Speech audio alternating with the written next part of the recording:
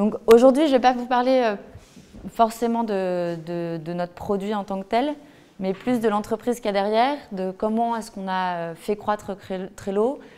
Et en fait, Trello, c'est beaucoup plus que simplement Trello, parce que c'est un historique. Alors, qui parmi vous connaît Fog Creek? Quelques-uns. Qui connaît Stack Exchange? Les deux fondateurs de Trello s'appellent Michael Pryor et Joel Spolsky. Et il y a 15 ans, au tout début des années 2000, ils ont été diplômés d'école d'ingénieurs, enfin de code. Et ils avaient comme choix à l'époque, en tant que développeurs, de travailler dans des banques ou dans des cabinets de consulting et d'être en fonction support au 3e sous-sol sans fenêtre d'une entreprise et coder simplement ce qu'on leur demande sans jamais avoir une réflexion de vraiment développeur. Et donc ça ne leur plaisait pas. Et même si c'était vraiment la crise totale, parce que c'est en pleine crise Internet, la première bulle Internet, qu'ils ont monté leur boîte, ils se sont quand même dit on n'a pas envie de rester dans ce genre d'institution, on veut créer notre job de rêve. Donc ils ont lancé Fog Creek. Et donc justement, c'est un endroit qui a été pensé pour les développeurs, par des développeurs et qui à l'origine faisait que des produits pour des développeurs. Donc l'idée, c'est qu'il y a des grands bureaux avec des grandes fenêtres, donc plus de 3e sous-sol. C'est pas des espaces de coworking, mais vraiment chacun a son bureau au calme. Et donc du coup, ils ont commencé à créer ça. Ce qui est intéressant là-dedans, c'est que du coup, c'est une entreprise de talents à l'origine. L'idée, c'était d'attirer les talents et de travailler ensemble à des produits. Mais il n'y avait aucun projet qui était déterminé quand ils sont montés. Après ça, aujourd'hui, 15 ans après, ils ont lancé 13 produits différents et sur les 13, il n'y en a que 3 qui ont marché. Donc ça, c'est un peu la deuxième leçon qu'on peut apprendre d'eux, c'est que on peut échouer et il faut se relever et il faut surtout apprendre de ses erreurs. Et grâce aux 10 produits qui n'ont pas marché, ils ont réussi à construire les produits qui fonctionnent. Un exemple assez marquant de ces produits qui ne marchent pas, une des grandes leçons qu'ils ont appris par exemple, c'est avec un de leurs produits qui s'appelle Copilot, qui a été lancé je crois une dizaine d'années. Et c'est le concept de pouvoir entrer à distance sur l'ordinateur de quelqu'un.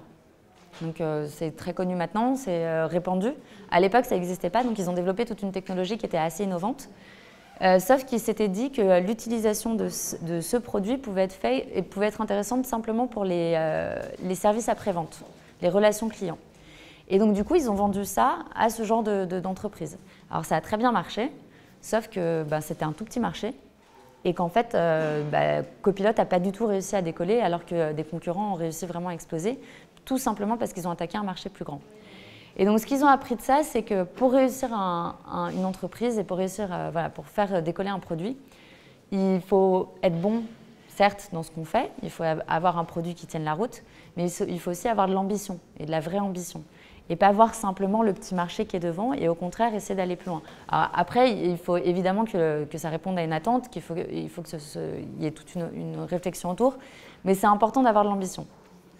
Et ça leur a permis de créer, par exemple, quand ils ont commencé à travailler sur Trello, ça leur a permis de lancer Trello de cette manière. Donc ils l'ont lancé en septembre, le produit a été lancé en septembre 2011 et, lors d'une conférence. Et à cette conférence, ils ont présenté un produit qui avait pour objectif d'être utilisé par 100 millions d'utilisateurs avec 1% payant. Et cette vision-là, on l'a tous les jours au quotidien dans l'entreprise. Alors, on n'atteindra peut-être pas les 100 millions, ou on le fera dans très longtemps, mais il y a vraiment derrière cette réflexion de il faut que ce soit un produit qui soit ouvert pour tous. Et ça, c'est quelque chose qui est très, très important dans le produit. Pour vous donner une idée en termes de croissance, donc en septembre 2011, ils ont lancé le produit à cette conférence. Le lendemain, il y avait 25 000 personnes qui étaient dessus. Donc c'était déjà un premier pas qui était assez agréable. Et ensuite, jusqu'à il y a un an, donc en 2014, il y a eu 4 millions d'utilisateurs qui ont grandi organiquement. Donc on n'avait pas d'équipe marketing, on n'avait pas d'équipe de vente. Et c'est simplement la contagion du produit et le fait que c'est un produit collaboratif qui a permis de grandir de cette manière-là. Depuis un an, il y a un an, on est sorti de Fog Creek et on a créé l'entreprise Trello. En tant que telle, on a levé 10 millions et avec ces 10 millions, on a recruté du marketing et des ventes, mais l'équipe vente n'existe que depuis 6 mois, donc c'est vraiment encore très jeune.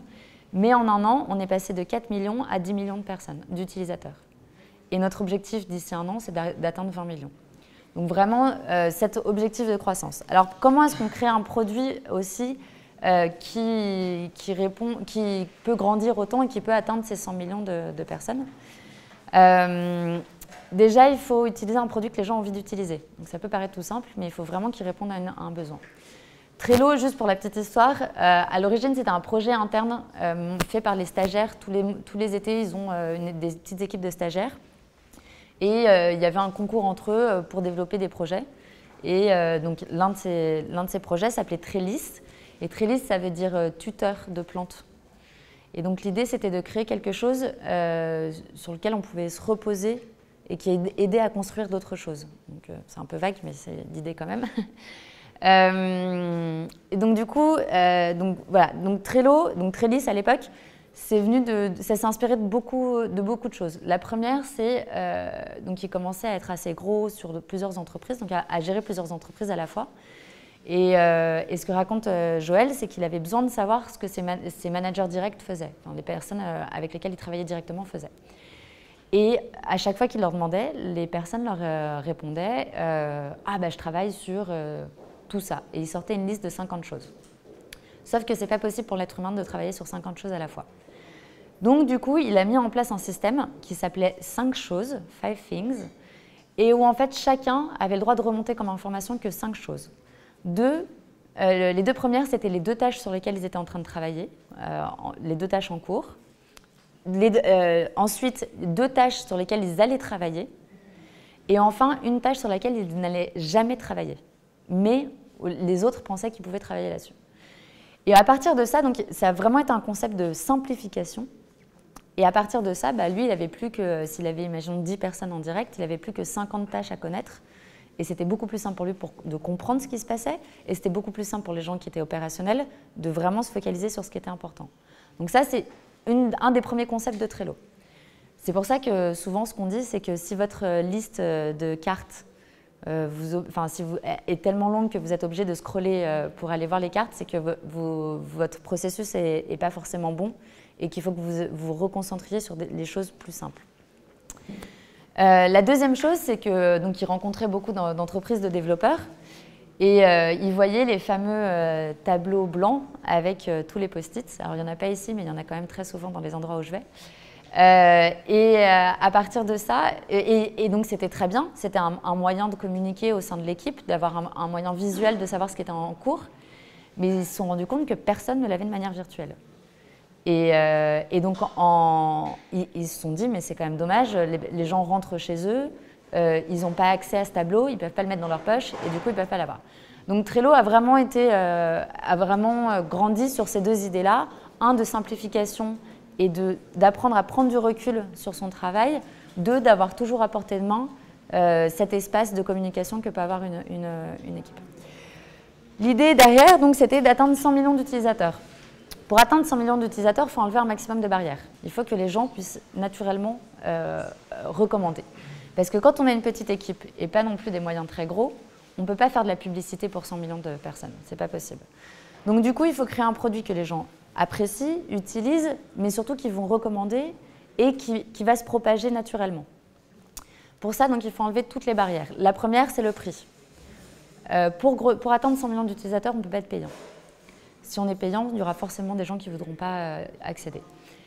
En plus, quand on est gratuit, il y a une autre chose qui est assez intéressante, on atteint des secteurs qu'on n'atteindrait pas si on était payant. Donc typiquement, les gens, les utilisateurs, ce qu'ils font, c'est qu'ils découvrent Trello avec une équipe, donc que ce soit au travail ou dans la vie personnelle. Et ensuite, on va prendre l'exemple de la vie personnelle. Ils sont invités à partir en vacances avec un groupe. Quelqu'un est invité à partir en vacances avec un groupe d'amis. Ils font un Trello pour s'organiser. Cette personne adhère au concept Trello et à ce moment-là, va le ramener dans son équipe professionnelle pour gérer tel projet, donc que ce soit en RH, en marketing, en développement, etc. Et à ce moment-là, il va répandre au sein de son équipe et les gens de ces équipes-là vont le ramener chez eux pour organiser l'un un anniversaire, l'autre un mariage, etc. Et donc, c'est vraiment cette propagation qui se fait. L'avantage de cette propagation, c'est qu'elle permet d'aller dans les entreprises sans avoir à démarcher les entreprises. Et nous, donc, le business model, c'est vraiment d'être gratuit, toujours, avec toutes les fonctionnalités les plus essentielles pour l'utilisation de Trello, et d'être payant pour ceux qui ont besoin de fonctionnalités autres. Et donc, du coup, dans notre cas, c'est surtout les entreprises. Le fait que ce soit gratuit, donc comme j'expliquais, ça permet aux gens de pouvoir répandre Trello en entreprise. Et nous, après, en termes de démarche commerciale, c'est assez simple. On va voir les entreprises et on leur dit, écoutez, Adobe, vous avez 800 utilisateurs Trello chez vous et vous ne le savez pas. Et ce n'est pas du tout sécurisé, enfin, vous n'avez aucun contrôle sur ce qui se passe. Donc, on vous propose des solutions entreprises qui vous permettront d'avoir une meilleure administration de vos utilisateurs. Et donc, en fait, avec ce modèle-là, on reste dans cette idée de 100 millions d'utilisateurs, dont 1% payant. Et en fait, ça nous permet de démarcher aussi ces 1% payants par la viralité du produit lui-même. Une des autres barrières, c'était la langue. Et alors, pour les utilisateurs de Trello, on peut avoir l'impression qu'il n'y a pas beaucoup de mots sur Trello, que c'est une interface sans beaucoup de mots. Aujourd'hui, on a 44 000 mots quand même, donc on en a pas mal. La langue, pareil, pour ceux qui parlent un minimum anglais, c'est assez facile à utiliser et assez intuitif. Sauf que ça peut devenir une barrière pour beaucoup de gens et ça peut devenir une barrière justement pour populariser l'application. Donc, pour vous donner un exemple, en portugais, le mot archivo, donc qui est très proche de archiver, donc en anglais archive, ça veut dire archivo en portugais, ça veut dire document. Donc, on avait énormément de Brésiliens qui cliquaient sur archive pensant qu'ils allaient annexer un document, alors qu'en fait, ils archivaient une carte, une liste ou un tableau. Donc, c'est des petites choses, mais c'est quand même du vocabulaire qui compte. Et donc, du coup, on a voulu, un des premiers projets, une fois que le produit a vraiment commencé à être intégré rapidement par les gens, ça a été d'internationaliser. Donc, on a commencé ça en janvier dernier, où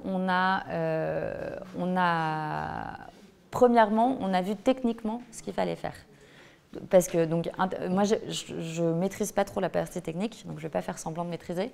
Mais je sais qu'il a fallu intégrer le processus de localisation parce que le produit est disponible en plusieurs langues, mais ce n'est pas des versions différentes. C'est vraiment la même version qui, suivant votre browser, apparaît dans une langue ou dans une autre. Donc, il a fallu intégrer dans le process de développement du produit toute la partie de localisation. Il a fallu traduire. Donc, pour traduire, il a fallu choisir les langues qu'on voulait utiliser. Donc, ce qu'on a fait, c'est, premièrement, on a regardé où, dans les pays non anglophones, on avait le plus d'utilisateurs. On en a identifié 5. L'Allemagne, l'Espagne, la France, le Japon et le Brésil. À partir de ça, on a commencé à regarder en termes de possibilités, facilité d'accès au marché. Donc, on a rapidement éliminé le Japon, parce que techniquement, c'est déjà beaucoup plus dur de faire rentrer des caractères japonais.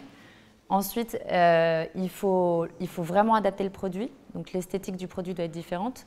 Et enfin, pour pénétrer le marché japonais, il faut faire des partenariats avec des entreprises japonaises. Et donc, du coup, ça demandait une démarche de commercial et marketing beaucoup plus forte que les autres pays. Donc, une fois qu'on a éliminé le Japon, on a choisi 3 pays tests, l'Allemagne, l'Espagne et le Brésil, où on a adopté des stratégies différentes pour voir celle qui marchait le mieux. Donc, on a fait un espace neutre qui était l'Espagne. Donc, on a traduit l'application en espagnol et c'est tout. Pour voir si le simple fait de traduire nous permettait d'avoir plus de nouveaux inscrits. Alors, je vous le dis tout de suite, ça ne sert à rien. Traduire un produit et ne pas communiquer sur le fait que le produit existe dans plusieurs langues, ça ne permet pas d'avoir des nouveaux inscrits. Ensuite, l'Allemagne, on avait une personne sur place, on n'a pas beaucoup investi, on a simplement travaillé avec un consultant qui n'était pas spécialisé en relations presse, mais qui a réussi à nous avoir 5 ou 6 articles et qui nous a aidé à monter une newsletter, un petit design pour le lancement. Et ça nous a permis en Allemagne de voir une petite croissance au moment du lancement. Et en fait, l'Allemagne, on l'a lancé juste avant l'été. Et contrairement aux autres pays européens qui ont eu un ralentissement pendant l'été, en Allemagne, on a maintenu un seuil un peu plus élevé. Et au Brésil, où moi j'étais, parce que je suis basée au Brésil en fait, on a lancé avec un peu plus d'argent, mais surtout beaucoup plus de moyens. Donc moi, j'ai démarché une entreprise de relations presse J'ai été présente, j'ai été à des webinaires, j'ai fait des webinaires, j'ai fait des conférences, j'ai fait des partenariats avec des universités, l'association brésilienne de start-up, etc. Et on a essayé de créer justement une phase de lancement avec un vrai lancement marketing. Et alors ça, c'est quand même la version qui a le mieux marché, où en fait, pendant quasiment un mois, on a doublé le nombre de nouveaux inscrits. Et ensuite, c'est redescendu, ce qui est normal, suite à un effet d'annonce. Et le nouveau seuil qu'on a atteint était 25% plus haut que le seuil d'avant en termes de nouveaux inscrits. Donc suite à ça, on a appris quand même un peu des choses. Et donc le dernier pays qui nous restait, c'était la France. Et le fait que je sois française a un peu aidé aussi à faciliter l'accès au marché. Et donc là, on a lancé la version officiellement mardi dernier. Notre CEO Michael est venu pendant 3 jours en France. Et donc, on est allé à la rencontre des communautés, on a fait de la presse et on est en train donc, justement de lancer ça. Avec la France, on a une autre expérience aussi sur l'international qui est intéressante. C'est que autant les 3 premières langues, on avait pris un service professionnel de traduction, autant le français, on est passé par nos propres utilisateurs. Et donc, du coup, on a fait du crowdsourcing sur la version française. Donc, on a commencé ça le 1er juillet dernier. Et j'étais vraiment agréablement surprise et je les remercie encore tous les jours. En un mois, on a réussi à traduire ces fameux 44 000 mots, simplement sur la base du volontariat. Alors, comment réussir une traduction et il y a encore quelques petits bugs. Comment réussir une traduction? Ce qui est important, c'est d'avoir des utilisateurs motivés. Donc, on les a incentivés en offrant notamment des packs gold ou des choses comme ça. Ça a aidé aussi à garder les gens motivés. Et surtout, comment s'assurer, parce que sur 44 000 mots, moi je ne peux pas aller tous les relire même si je parle français, comment s'assurer que la traduction était bonne. Et donc ce qu'on a fait, c'est qu'au bout d'une semaine, on s'est rendu compte qu'on avait 3 membres qui étaient beaucoup plus actifs que les autres, sur les 30-40 personnes. On avait 3 membres qui étaient beaucoup plus actifs, qui correspondaient avec un niveau de français bon et qui faisaient remonter des erreurs pertinentes. Et donc on les a sélectionnés pour qu'ils soient relecteurs. Et donc, eux, ils ne traduisaient plus, mais ils ont relu le site et toutes les traductions qui étaient faites. Pour la plateforme, on a utilisé Transifex pour nous aider pour cette traduction. Et donc, ça s'est très bien passé parce que du coup, en un mois, on a réussi à vraiment traduire le plus gros du site. Le seul problème du crowdsourcing et de notre produit, c'est que comme on est une entreprise de développeurs, toutes les semaines, il y a des nouvelles lignes, des nouvelles chaînes de texte à traduire parce que toutes les semaines, il y a des nouvelles fonctionnalités, on a changé ça, etc. Et donc, du coup, quand on a une équipe de bénévoles, c'est beaucoup plus dur de motiver les gens toutes les semaines sur des petits montants de traduction. Donc là, on est en train de voir comment on va évoluer par la suite là-dessus. Aujourd'hui, je voulais aussi un peu vous parler de la culture de Trello parce qu'on a une entreprise un peu particulière. 50% des employés travaillent de chez eux. Donc on a on est hybride, totalement hybride. Alors à l'origine, dans cette démarche de création de Fog Creek, un des points que les fondateurs trouvaient important, c'était qu'en 2000, si on était développeur, il fallait aller et qu'on voulait trouver un job intéressant, il fallait aller dans la Silicon Valley. Et eux, ils ne voulaient pas du tout y aller, ils étaient très bien à New York. Et donc, du coup, ils ont créé un pôle, l'entreprise est basée à New York. En créant ça, ça leur a permis d'attirer des talents qui étaient à New York et qui étaient dans cette même démarche de ne pas vouloir aller dans la Silicon Valley. Sauf que cet avantage géographique, il a été assez rapidement perdu parce que maintenant, il y a autant même les grands Google, etc., sont autant dans la Silicon Valley qu'à New York. Et donc, du coup, ils ont dû trouver un autre moyen d'attirer les talents. Et ils l'ont fait en autorisant donc le télétravail. À l'origine, ils l'ont décidé parce qu'ils ont vu des talents partir, pas pour des raisons de malentendus ou de problèmes au sein de l'entreprise, mais parce que ces personnes avaient un époux ou une épouse qui était muté. Et donc, du coup, il fallait suivre cet époux ou cette épouse. Et donc, ils perdaient des talents simplement pour des questions géographiques. Donc, à partir de ça, ils ont mis en place cette culture du télétravail. Donc, quand ils étaient 20, c'était encore assez facile. Aujourd'hui, on est 53. Donc, en un an, on est passé de 20 à 53. Là, c'est devenu beaucoup plus difficile de, garder le même niveau de communication et de garder la culture d'entreprise. Donc, il a fallu penser à mettre en place des process, penser à mettre en place des moyens de communiquer, etc. Donc, il y a ces 2 points qui sont très importants quand on est une entreprise hybride. 1, le niveau de communication. 2, la culture d'entreprise. Donc, si on pense au niveau de communication, déjà au quotidien, On utilise 3 outils principaux. Le premier, c'est Slack. Le second, c'est epeer.in. Et le troisième, c'est évidemment Trello. Donc, Slack, on l'utilise pour tout ce qui est conversation immédiate. De la même manière que là, on est en train de se parler, ça serait l'équivalent d'un Slack. Et en fin de conférence, je peux prendre des notes et l'ajouter sur mon Trello et ça sera un compte rendu de ce qui se fait. Donc, Slack est vraiment pour l'instantané, Trello est pour tout ce qui est information à divulguer et qui n'a pas besoin d'une réponse immédiate. Alors, il faut faire attention avec Slack parce que, par exemple, on n'est pas tous natifs anglais ou on n'est pas tous dans le même contexte. Donc, il y en a qui vivent avec des enfants chez eux, donc ils doivent gérer leurs enfants en même temps. Il y en a qui profitent de la flexibilité pour sortir et aller dans un espace de coworking, etc. Donc, on est chacun dans un contexte différent. Donc, la première chose qu'on fait, c'est qu'on fait très attention quand on est dans un contexte un peu différent de simplement derrière son bureau chez soi, de le préciser. Donc, si par exemple, je suis sortie dans la rue et qu'on me contacte sur Slack et que je réponds, si je réponds juste non, ça peut paraître très brut. Si je dis juste avant, je ne suis pas devant mon ordinateur, la personne se rend compte que du coup, les réponses vont être un peu différentes. Et donc, on fait attention à toujours donner du contexte. Et ça va permettre de mieux comprendre pourquoi la personne a été un peu rapide sur sa réponse.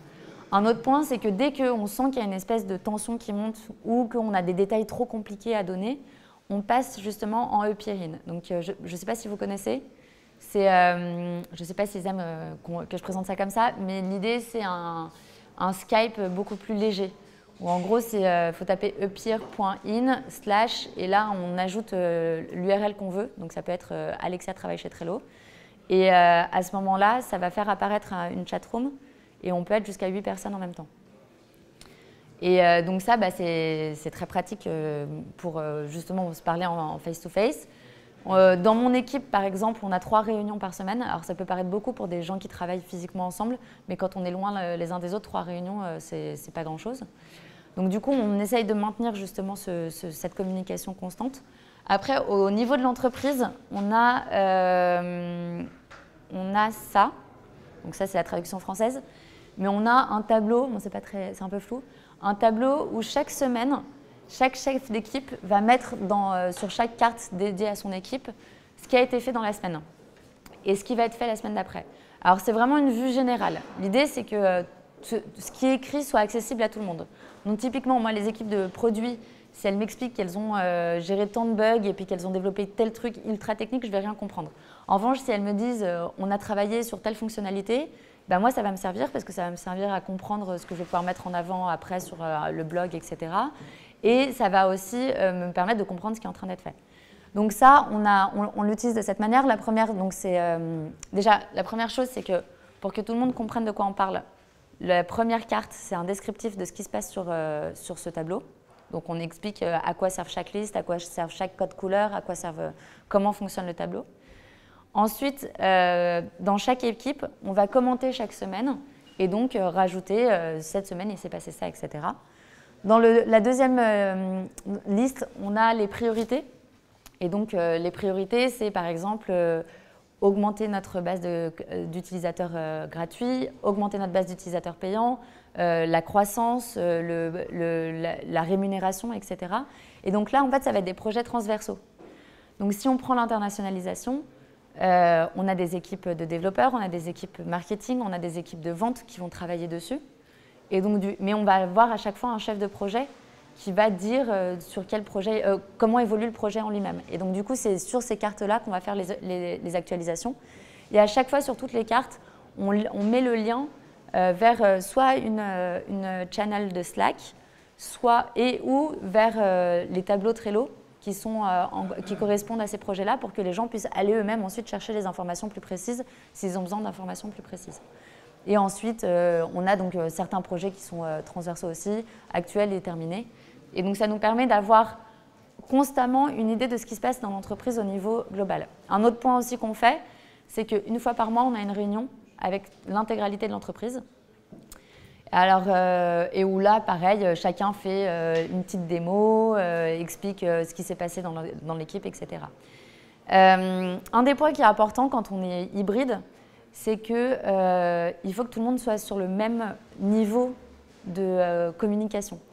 Donc, quand on a, par exemple, dans mon équipe, il y en a 2 qui sont à New York, au bureau, et après, on est 4 partout dans le monde, enfin, sur le continent américain. Les 2 qui sont à New York, quand on fait les réunions d'équipe, ils restent derrière leur ordinateur chacun. Ils ne se mettent pas à 2 derrière un ordinateur. Et ça, c'est hyper important, parce qu'en fait, ça met tout le monde un ordinateur, enfin, une personne, une caméra. Et ça permet d'avoir le même niveau de communication, parce que si vous êtes 3 ou 4 à vous voir, vous pouvez vous parler entre vous beaucoup plus facilement qu'une personne qui devra du coup s'intégrer. Donc ça fait partie des petits trucs aussi qu'on met en place au quotidien. Ensuite, pour la culture d'entreprise, un des trucs qui est quand même hyper important dans une entreprise, c'est les êtres humains. Et on ne se rend pas compte de la valeur d'une pause clope café ou d'un déjeuner tous ensemble. Et quand on est à distance, ça on ne l'a pas du tout, surtout quand on a des horaires différents. On a à peu près une tranche d'horaire de 6 heures de différence. Donc du coup, ce qu'on a mis, et en plus on est des équipes où on ne se parle pas forcément au quotidien. Moi personnellement, les développeurs au quotidien, je leur parle pas parce qu'on n'est pas amené à travailler ensemble vraiment, pas avec tous en tout cas. Et donc du coup, ce qu'on a mis en place, c'est un truc qu'on appelle en interne Mr. Roger. C'est une référence culturelle américaine que personnellement je ne connais pas. Et l'idée, c'est une demi-heure par semaine, on a une personne qui nous est attribuée et on lui parle de tout et de n'importe quoi. Et surtout pas de boulot en général. Et donc du coup, c'est un espèce de speed dating interne et où on n'a pas le droit de choisir avec qui on va être, mais on n'est pas non plus obligé de parler avec cette personne. Et en fait, ça permet de créer des relations humaines et de créer cette synergie et cette culture d'entreprise, d'apprendre à se connaître sans se voir. Et pour vous donner une idée, la semaine prochaine, on avait des événements à Paris auxquels moi je ne pouvais pas aller. Mais j'ai découvert en faisant cette demi-heure de call qu'un de nos développeurs était à Paris cette semaine-là pour des vacances. Et donc du coup, c'est lui qui va aller faire des interventions. Et ça, c'est typiquement quelque chose que j'aurais découvert en allant prendre un café avec des gens de mon entreprise. Et c'est des choses que je n'aurais pas pu découvrir si on n'avait pas ces moments-là de parole. Un autre point aussi, c'est qu'on est aussi une start-up avec un esprit start-up assez fort. Et donc, pour transmettre ça, on fait des événements à distance. Et donc, pour motiver les gens, parce qu'on a on a des milestones quand même qu'on franchit, et pour du coup motiver les gens et garder cette euphorie un peu, on fait des événements ensemble. Donc, mardi dernier, ça a été un très gros jour pour nous parce qu'on a atteint 10 millions d'utilisateurs, lancé notre nouvelle version business class, donc qui est beaucoup plus développée qu'avant, et lancer la France. Et donc du coup, pour célébrer tout ça, ils ont fait, parce que moi j'y étais pas, une fête au bureau avec des crêpes, forcément. Et en fait, ce qu'ils ont fait, c'est qu'ils ont baissé le grand écran. Ils ont utilisé la caméra, et donc les gens qui étaient chez eux étaient projetés sur le grand écran. Et les gens qui étaient au bureau étaient vus par ceux qui étaient chez eux. Et donc chacun chez soi, avec un petit verre de vin ou une bière devant son écran, ils ont fait la fête comme ça pendant 1 ou 2 heures. Et donc du coup, ça permet d'avoir des moments d'entreprise en étant tous ensemble sans être réellement ensemble. Où ils avaient fait pareil le Halloween de l'année dernière, où chacun s'était déguisé et chacun montrait son déguisement un par un, quoi. Donc voilà, j'ai déjà beaucoup parlé de la culture Trello, de comment on se développe. Et je pense que c'est intéressant si maintenant on passe un peu plus à des questions-réponses. Donc est-ce que vous avez des questions? Oui.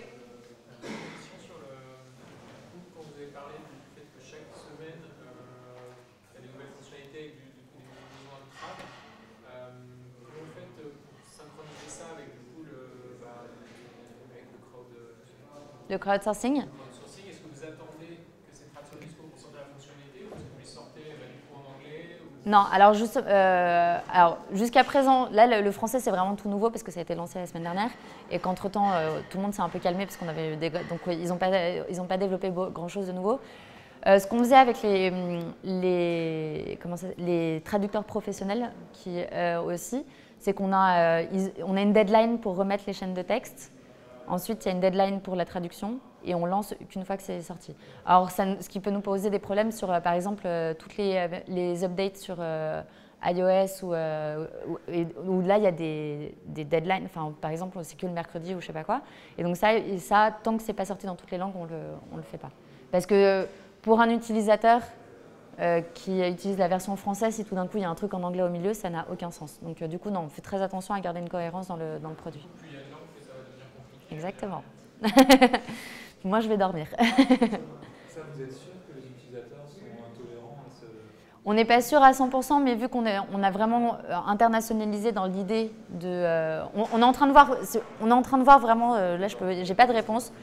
Il y a des sites qui utilisent, Waze notamment le fait, qui mettent des banners et des bannières et qui disent on est en cours de traduction.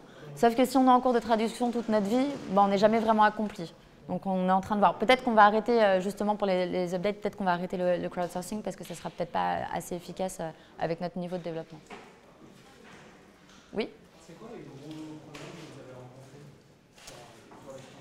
sur l'expansion en général? Alors on a eu un cas assez marrant. Au Brésil, il y a 2 ans, je ne sais pas si vous savez, il y a eu des grosses manifestations en juin. Et en fait, les gens manifestaient contre tout en général, mais sans vraiment avoir un but précis de ce qui n'allait pas. Et donc, du coup, il y a un Brésilien qui a utilisé Trello et qui a créé un tableau qui s'appelle Proposition pour un meilleur Brésil. Et alors là, c'était la première fois de notre vie qu'on avait autant d'utilisateurs sur un seul tableau. Et là, donc, on peut vous le dire, c'est vraiment illimité en termes d'usage. On peut vraiment, mais parce qu'on a dû gérer quelques bugs à ce moment-là, parce qu'on ne s'attendait pas à avoir autant de gens d'un coup. Donc ça peut être un des problèmes, c'est justement comment quelque chose qui est censé être illimité, comment on le rend réellement illimité. Et ça, c'est un exemple qu'on voit de plus en plus, notamment en Espagne, avec la politique participative.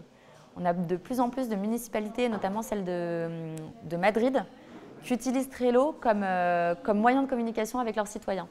Et donc qui disent, par exemple, je sais pas, je sais que c'est sur la mobilité, donc, est-ce que vous voulez plutôt un nouveau feu rouge ou plutôt une piste cyclable? Et donc, il y a un système de vote sur Trello. Et donc, du coup, les gens votent et c'est un vrai moyen de communication qui est en train d'être mis en place. Après, justement, il y en a plusieurs. Il y a donc pour la traduction du site, c'est une chose de faire traduire par des professionnels, c'en est une autre de faire traduire par des utilisateurs, parce que des gens pourraient potentiellement installer des virus juste avec les lignes de code. Avec les chaînes de texte. Et donc, du coup, il a fallu qu'on mette en place, pareil, je ne sais pas du tout, il ne faut pas me poser des questions techniques, mais je sais qu'il a fallu mettre en place en interne un moyen de vérifier la traduction sur ce genre de choses pour pas pour pas être hacké. Et là, un autre problème qu'on a et on va voir comment on va le résoudre, c'est la moyen de paiement. Parce que pour l'instant, on peut payer qu'en dollars. Et alors, l'euro-dollar, c'est quelque chose qui se fait. Et nous, on n'a pas de problème, par exemple, en France, à payer, à faire des paiements internationaux. Mais alors, si on prend le cas du Brésil, je ne sais pas si vous suivez, j'imagine que non, mais le réal est en train de se casser la gueule et il est passé de 1 réal pour 3 dollars à 1 réal pour 4 dollars. Non, l'inverse, 1 dollar pour 3 réals et 1 dollar pour 4 réals en 2 mois. Là. Donc là, c'est une catastrophe. Donc, même si nous, on adaptait notre prix au marché, c'est le fait que ce soit en dollars, c'est beaucoup plus compliqué. Au Brésil, on utilise très peu la carte bancaire. Enfin, il y a très peu de gens qui ont des cartes bancaires qui permettent de payer à l'international. Donc, du coup, il y a plein d'autres formules de paiement qu'on ne peut pas du tout adapter. Donc ça fait partie aussi des barrières qu'il faut qu'on arrive à faire tomber si on veut pouvoir grossir plus. Et c'est un gros chantier. Oui. 53 aujourd'hui. Alors, je n'ai pas exactement les chiffres. Je sais qu'en marketing, on est 6. En vente, ils sont 6. Et après, ils sont 4 en relation client. Ça, c'est quelque chose qui est important chez nous. Et après, le reste, c'est que des développeurs. Donc, on est très gros. Enfin, c'est une grosse entreprise de développeurs. Vous êtes combien au Brésil? Je suis toute seule. Ouais, pour l'international, c'est moi je m'occupe de tout. Et ma localisation est purement personnelle. C'est juste que j'étais là et qu'ils m'ont trouvé là, mais du coup, c'est pas.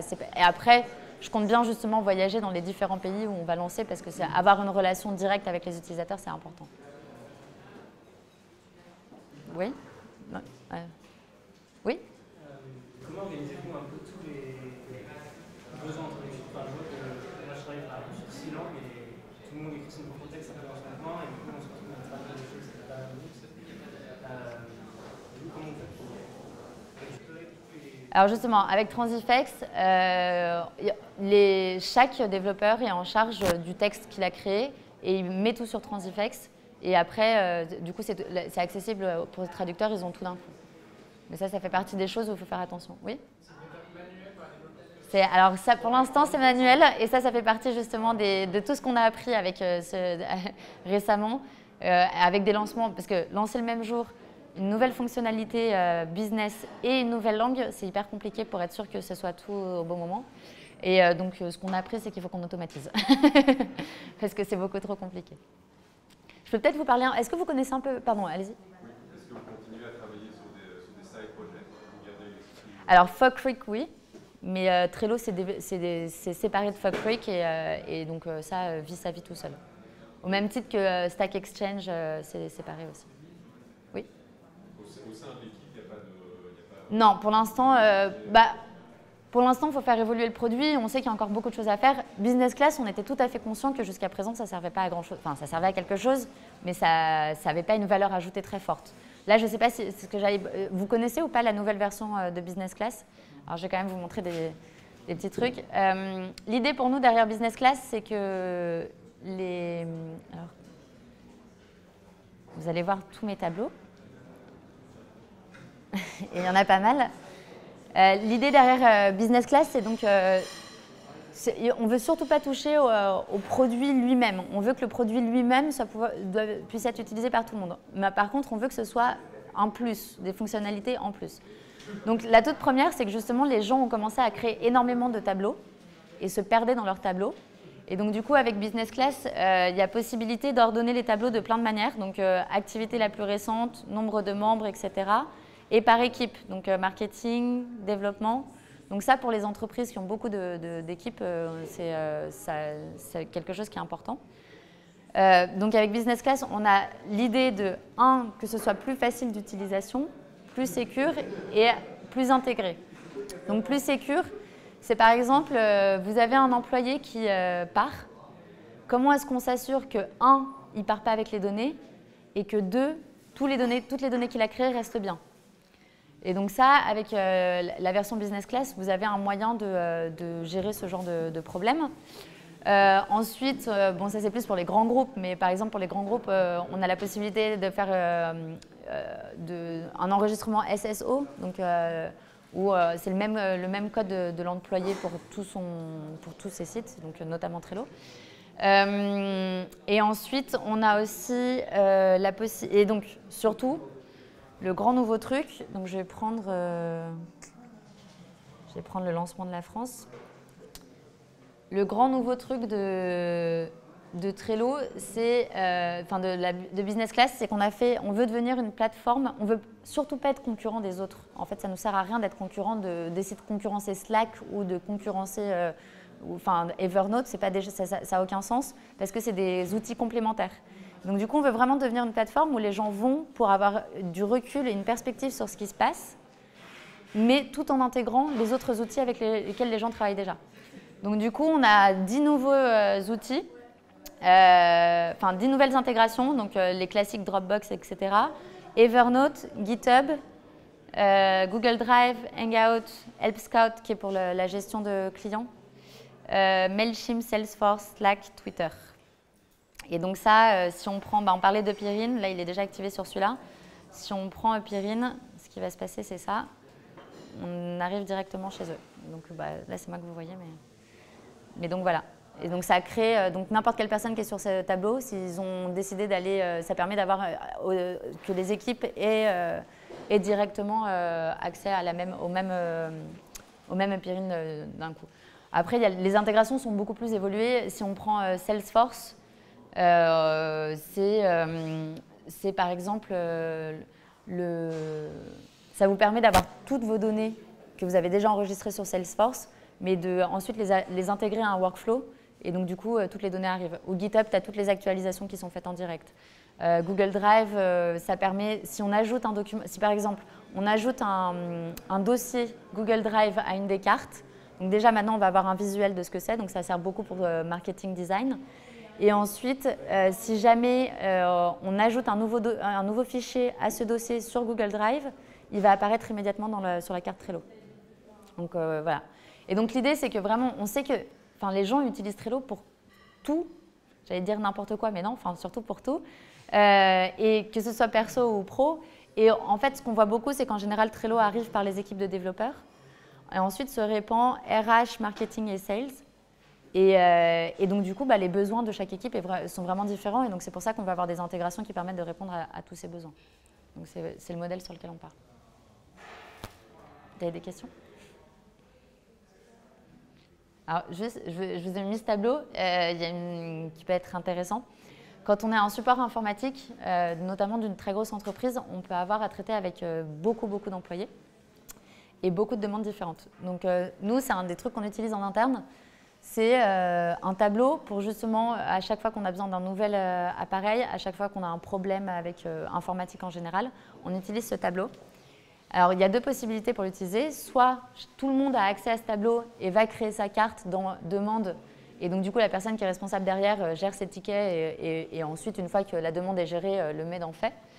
Soit, ce qu'on peut faire pour les très grands groupes, je ne sais pas si vous savez, mais il est possible d'envoyer par mail, de créer des cartes. Donc, chaque liste ou chaque tableau, enfin, on peut le voir dans les tableaux, ont la possibilité, ont une adresse mail. Et donc, du coup, si vous envoyez cette adresse mail, vous pouvez décider que ça créera une carte dans la liste que vous voulez et que ça la mettra en haut ou en bas. Et donc, du coup, si vous envoyez cette adresse mail à tous les employés, à chaque fois qu'ils ont une demande à faire, eux, ils ont juste un mail à envoyer et ça va créer directement une carte. Donc ça peut être aussi une manière de ne pas obliger tout le monde à être sur Trello, mais de pouvoir quand même utiliser en gestion. Donc voilà. Vous avez d'autres questions? Oui? Est-ce que vous avez prévu de prévoir du contenu comme IFTTT, par exemple, qui bombarde de recites, justement, de case de l'utilisation de Trello? Est-ce que vous avez prévu justement de donner des patterns, par exemple? Alors, donc ça, on les a. Il y a plusieurs choses. En gros, nous, on a du contenu, mais en fait, c'est surtout notre communauté qui en a. Et donc ça, c'est un des piliers sur lesquels on veut travailler maintenant. C'est comment est-ce qu'on fait pour que la communauté puisse partager entre elles les tableaux. Alors, on a une page, si vous voulez, qui s'appelle Trello/inspiration, qui a que des templates en anglais, mais qui en a déjà pas mal. Donc là, qui sont soit ceux que nous, on a créés, soit ceux qui ont été faits qu'on a reçus et que du coup, on donne, qui sont souvent liés à notre blog, parce qu'on fait pas mal de posts où on interviewe des gens et donc on comprend comment eux l'utilisent. Mais pour l'instant, c'est que dans un sens, c'est que nous qui donnons ça et il faut que la personne ait envie d'aller chercher des idées. Et donc là, on est en train de voir justement comment est-ce qu'on peut donner du pouvoir à la communauté qui a, elle, très envie de partager ces tableaux. En général, on reçoit beaucoup d'emails de gens, j'aimerais bien partager, mais je ne sais pas comment le faire. Donc ça fait partie des choses sur lesquelles on est en train de travailler, justement. Oui? C'est vraiment une question comme ça. Est-ce que, par exemple, vous êtes approché par Microsoft pour, je sais pas, un partenariat avec Excel ou quelque chose comme ça? Alors, je sais qu'on a commencé à nous approcher parce qu'on commence à grossir et que du coup, ça devient intéressant. Pour l'instant, nous, on veut se développer vraiment tout seul. Et c'est marrant de mentionner Excel parce que Joel Spolsky, son tout premier stage, c'était chez Excel, donc les toutes premières versions d'Excel. Et donc du coup, lui, son idée, c'est justement de créer un type de fichier tel qu'on a un Word, tel qu'on a un Excel, et il faut qu'on ait un Trello. Et que ce soit quelque chose qu'on puisse utiliser pour sa liste de courses ou utiliser au maximum avec des intégrations extrêmement compliquées, au même titre qu'Excel. Donc bon, l'idée derrière, c'est ça.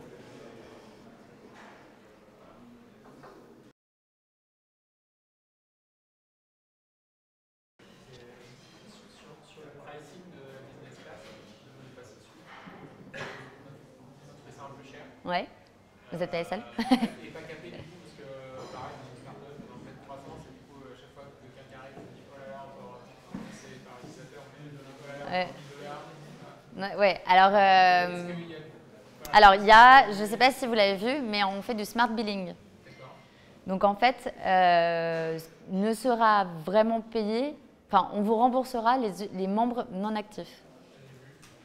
Et donc du coup, ça permet déjà de pas mal réduire. Et donc le prix est $100 par an. C'est le même modèle que Slack en formule plein d'intégration, on fait l'utilisateur, mais il y a un moment,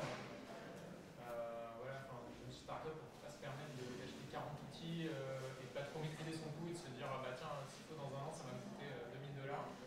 Voilà, je vais Alors, ouais. business plan capé, des trucs un peu. Alors pour la seule chose qui n'est pas le seul type d'entité qui ne paye pas, c'est les associations à but non lucratif, mais surtout non religieuses et non politiques. Ça, c'est le seul on peut offrir. Ensuite, pour l'instant, c'est le prix sur lequel on part et peut-être que justement, si on a vraiment une trop forte pression, notamment des startups, on fera quelque chose. Après, en général, on estime que si justement vous grandissez, que vous passez de 10 à 20 ou à 30 employés, vous avez aussi les revenus ou la levée de fonds qui va avec et qui justement, ça fait partie des coûts à prendre en charge. Ouais, je suis d'accord, mais dans l'équation, il faut payer Slack. Il faut payer, À la fin, ça chiffre. Mais ça aide aussi souvent à être productif. Donc, ouais. Mais je pense que justement, je ne sais pas s'il faudrait que je le dise, mais lui-même en parle. Joel Spolsky estime qu'un entrepreneur, s'il veut vendre son produit, il faut qu'il soit prêt à acheter celui de l'autre. Et que donc, du coup, il n'y a pas de raison qu'on fasse un prix pour les entrepreneurs.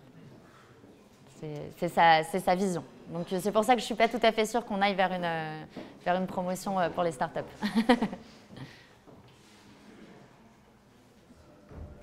D'autres questions?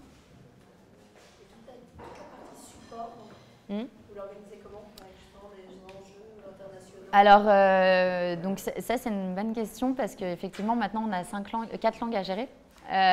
Donc dans l'équipe support, il y a elle est suisse-allemande, donc elle gère l'allemand directement. Pour les autres langues, on passe par Unlabel, je confonds toujours, qui est un site de traduction qui est à la fois du crowdsourcing. En fait, c'est comme si c'était un Google Translate relu par quelqu'un. Donc, du coup, c'est un coût très bas. Et ils sont très réactifs. En général, c'est une demi-heure maximum pour la traduction. Et donc, du coup, pour les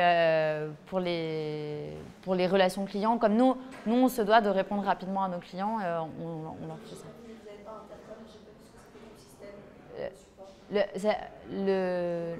Ah non, nous, on Help Scout. On utilise en interne.